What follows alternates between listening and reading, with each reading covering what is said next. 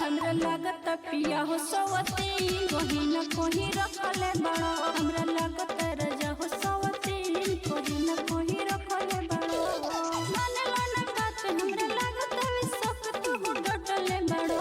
हमरा लागत पिया हो सवती कोही न कोही रखले बड़ो।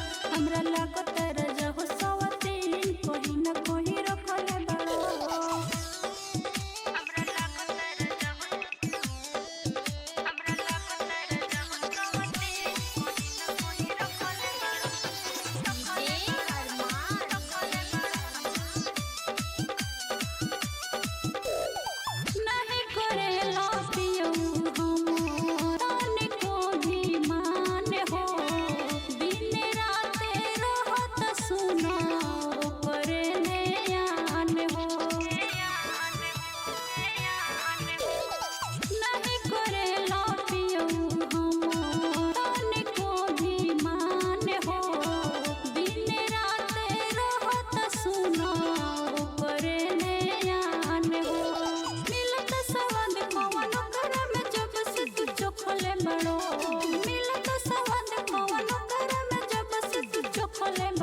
हमरा लागत पिया हो सवती कोही न कोही रखले बड़ो।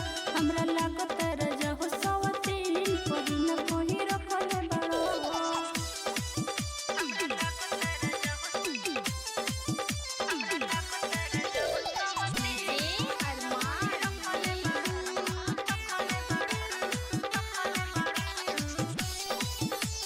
Music by Arman Raj.